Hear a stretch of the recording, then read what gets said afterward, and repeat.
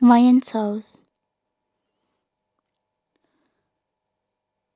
Mayan's point of view. Tonight the rain was not just falling, it was attacking our little house. Heavy angry drops were slamming against the rotting wooden roof of our house. The metallic bucket I kept under the biggest crack was already half filled and water was dripping like a slow clock marking the passing of my miserable life. Flip, flip, flip. The kitchen floor was wet again. My bare feet were shivering as the cold water was touching my skin. I bent down and wiped the small puddles with an old rag until my hands stung from the cold. I pushed my damp hair behind my ear and stared at the pot on the stove. It contained boiled rice and potatoes, or dinner for the third night in a row, and probably breakfast too. With a sigh, I stirred it slowly, trying to convince myself that it tasted better than it looked. I didn't mind eating this. It was not like I was doing anything and cursing my destiny. The salary was minimum. I worked in a noodle shop, but even that minimum salary was not eaten by me. It was eaten by my greedy uncle. Suddenly, the front yard gate clanged loudly as someone stumbled in. My breath froze. Then I heard the sound the front door bell again, violently as if punched. My heart jumped. I quickly covered the pot with the lid and wiped my hands on the apron. Before rushing to the door, I opened it to see my uncle. He was standing there soaked to the bone. Rainwater was dripping from his hair. His clothes were drenched fully.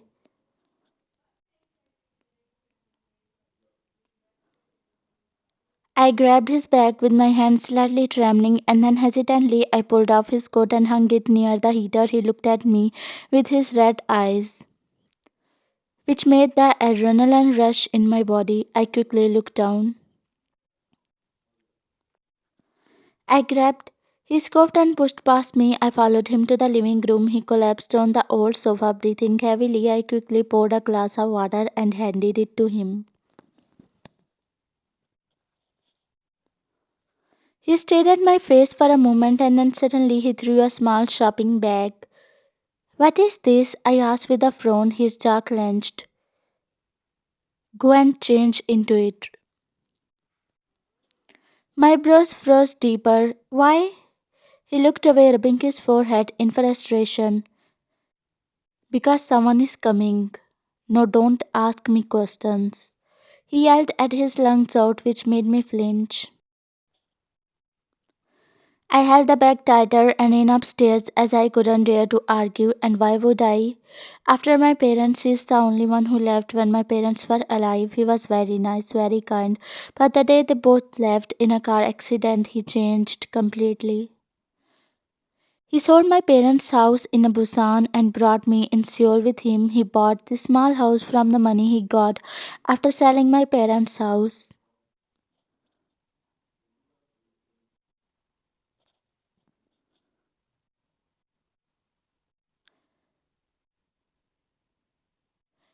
Reaching the room, I opened the bag and nearly dropped it. Inside was a delicate gown.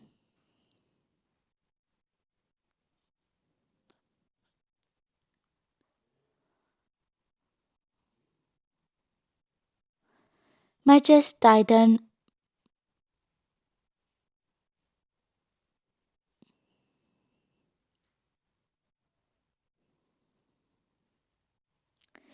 Fear crawled up my spine like a spider, but still I changed, knowing I had no other option. The refusing would only make things worse. My hands trembled as I tied the thin straps.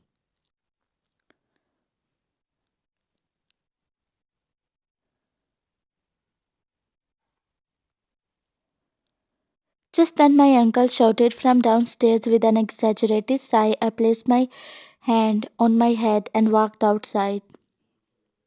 The moment I reached the living room, I stopped breathing. He was not alone now. There were two men in black suits seated beside him. Their expressions were blank and eyes were cold. They were not any normal visitors. My uncle glanced at me but then quickly looked away. "Uncle, who are they?" He avoided my eyes. One of the men glanced at me. It was a cold glare. They are here to take you. Take me? I asked in a disbelieving tone. He nodded stiffly. Yeah, you need to go with them. My vision blurred at this moment. I realized.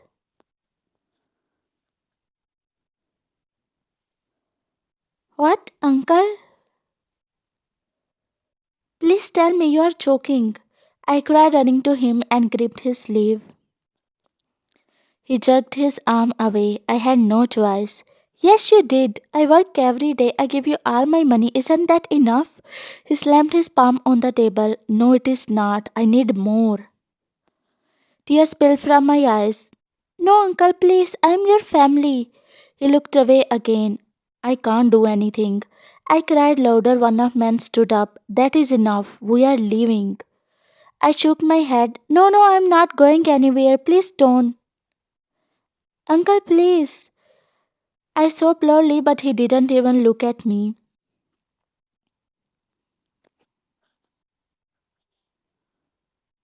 My heart shattered. I was dragged towards the door.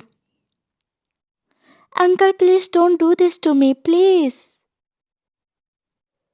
But he stayed silent. His silence was worse than anything he could have ever said. Reaching outside, my eyes found a black Bentley. The man opened the door.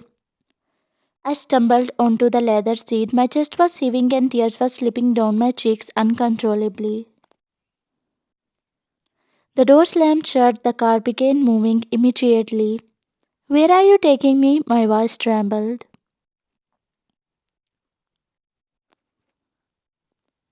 The man in the front seat didn't turn but replied coldly, You will find out soon. I bit my lips too hard that it almost bled. I felt like my fate was laughing at me, like destiny had been waiting for this moment. After a while, the car slowed, but my heartbeat sped. By the time it stopped completely, my fingers had gone numb from clutching my gown. The door opened with a click, and a cold gust of air rushed inside. Get out, one of the men said. I stepped onto the gravel ground. I lifted my head, and my breath caught in my throat. A huge, dark mansion stood before me. It was so tall that it seemed to swallow the moon. Ancient oak trees were surrounding it. Why am I here? The man didn't reply, and I stepped me to walk forward. The big doors creaked open, revealing a dimly lit hallway. As soon as I stepped inside, countless maids bowed at once. Welcome, Miss Ryan. My eyes widened. They knew my name. Tears burned behind my ears again. Nothing was making sense. Two maids rushed to my sides and held my arms. Ma'am, please come this way.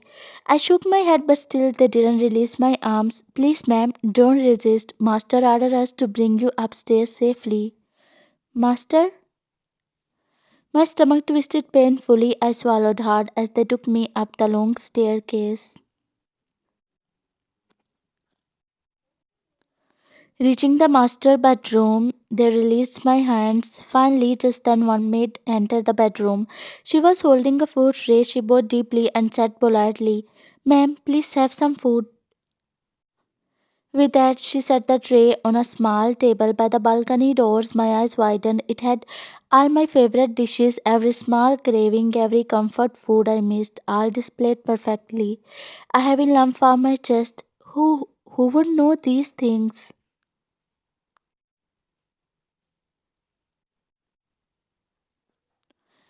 My chest tightened in panic. The maid spoke once again. Please eat, ma'am. You must be tired. I nodded stiffly. She bowed and left with the other two maids. The moment the door clicked shut, I stood up quickly. My breath came out sharp and fast. I need to run now. I rushed to the window. My hands were shaking as I unlocked it. I leaned out cautiously only to freeze. There were dozens of guards who were standing out on the grass. Fully alarmed, my stomach dropped.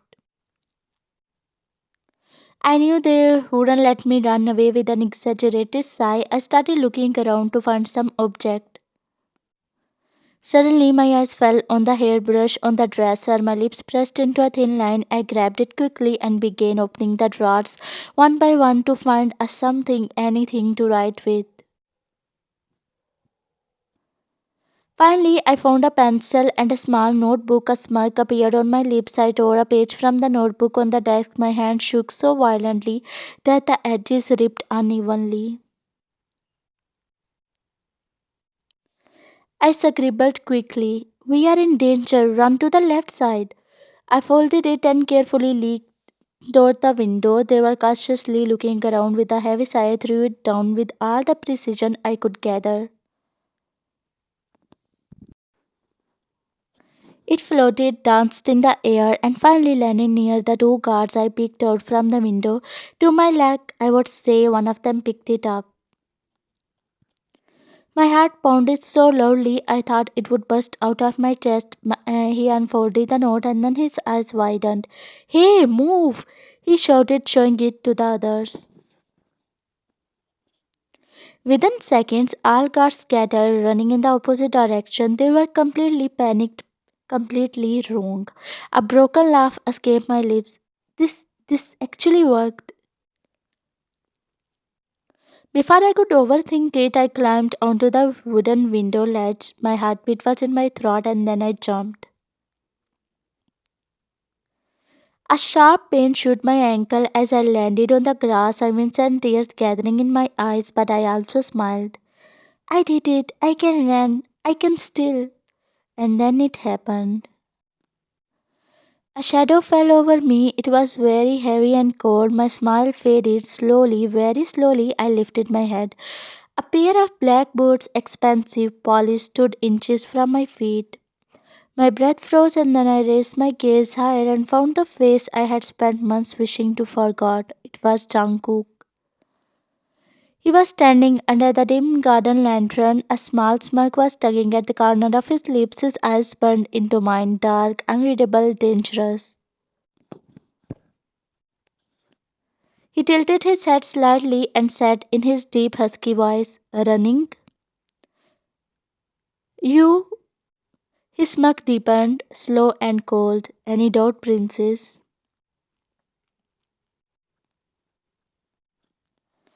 His voice was deeper than before, rougher, as if the months without me had carved something dark into him. I opened my mouth. A thousand questions were choking me. His eyes slowly shifted from my face to my mouth.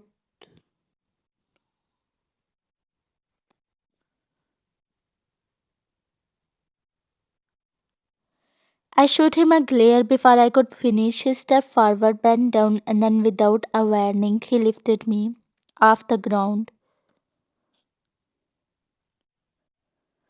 A small gasp escaped my lips as my hands clutched his shoulders. His breath brushed my ear.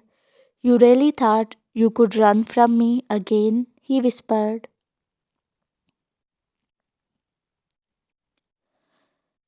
My heart thrashed inside my chest.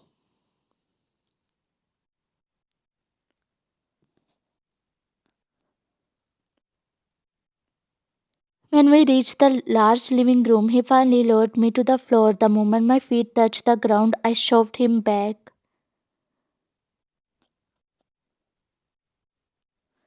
He didn't stumble, not even a little. He just let out a low chuckle, the kind that sent the shivers down my spine.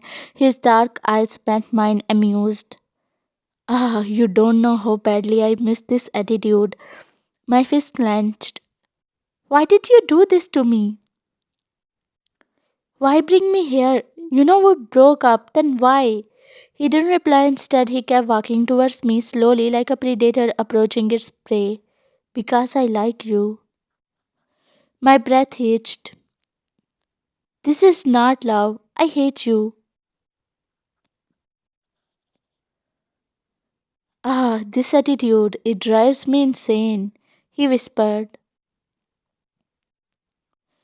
My cheeks heated up despite the terror gripping my heart. "No, nothing drives you crazy." He smirked slightly, his hand brushed my cheeks.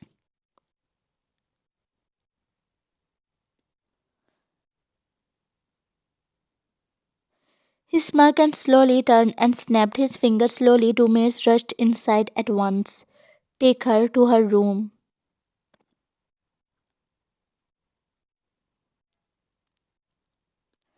They nodded and grabbed my arm.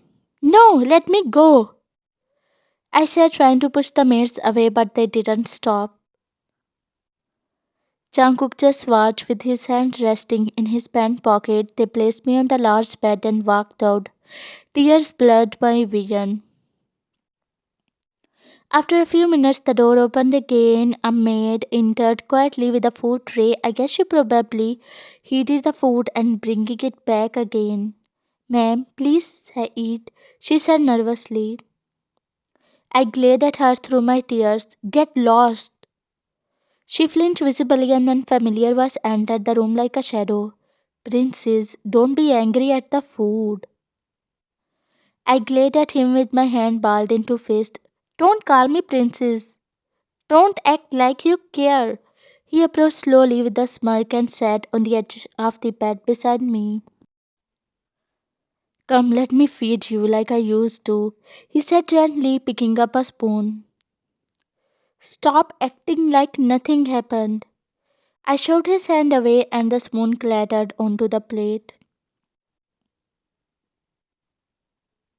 His jaw tightened. He looked at me with his dark eyes. Wine, don't test me. I never cared his words. I pushed him again, this time more harder. Go away. His eyes more darkened. Dangerous in less than a second. I won't let you go, not this time. I groaned, but the heat on my cheeks was betraying the fact that how flustered I was feeling. His fingers slid from my wrist to my cheek, then he stood up abruptly. Eat it, I don't want my princess to starve. I glared at him again, but he smiled softly and left the room. Tears started to fall down my eyes. Since the time I came in Seoul and saw him for the first time, but then it happened. Flashback a year ago. You are working in a small noodle shop as usual when a handsome guy entered. You walked to him, and the moment both of your eyes met, it felt like the universe stopped. With the passage of time, you both started falling for each other, and then you officially started dating. He would come at that small noodle shop, and you both would spend hours. You loved him, and he loved you more than anything. He was sweet, really sweet. 2 months later, it was Jungkook's birthday. You bought a small birthday cake for him, and to give him a surprise, you went to the club where you would often go and spend time with him. A smile was dancing on your lips, and you were so happy to give him a surprise. Before you could step inside, you heard a loud scream coming from dark alleyway behind the club.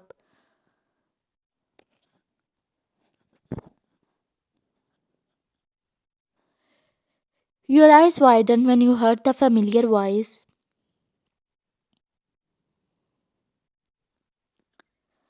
Your jaw dropped to the ground when you saw Jungkook. He was not any ordinary man, he was a dangerous mafia.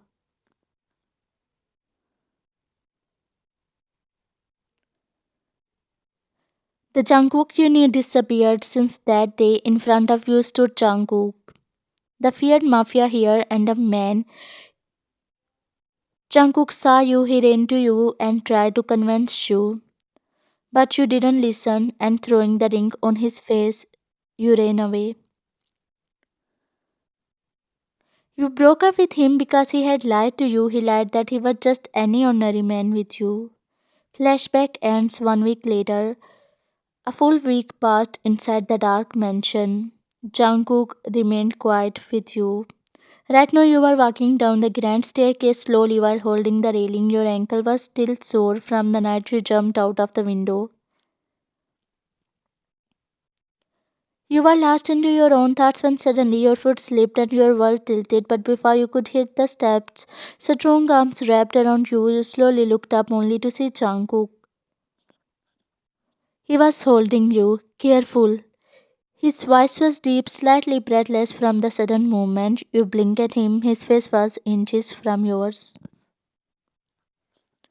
For a moment, you saw the old man, the gentle Jungkook from the noodle shop, the one who wiped whipped cream off your nose and laughed.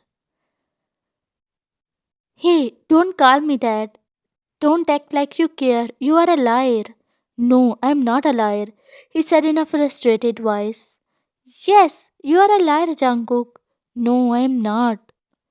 You are. Finally, his patience snapped. Yes, I'm a liar. You froze. I lied. I lied. I lied. You know why? Because I don't want to lose you. You frowned, your heartbeat raced.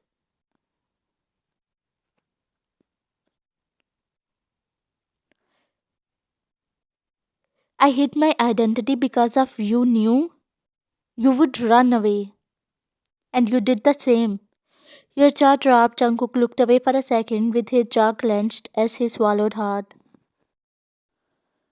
Do you think I wanted to live like this, stretching my hand out every night, hoping you would still be beside me, praying you won't disappear again? I existed just because of you. Your eyes filled with tears. Then why you didn't tell me before? If I told you, would you ever believe back then? You looked at him and he was right, you wouldn't have believed him. I tried to forget you, to know all the memories away from my mind, but I couldn't.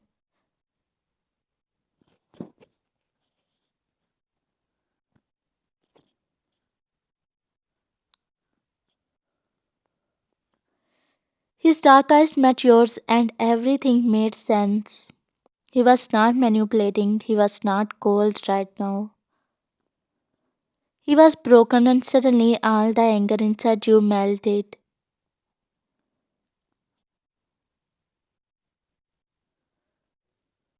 I'm sorry, Jungkook, I was wrong. I thought your love was a lie.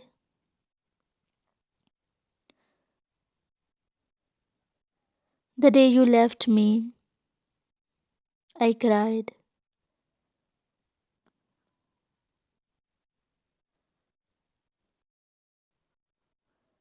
A sob escaped you. Your heart was calming down just like I calmed down after having food.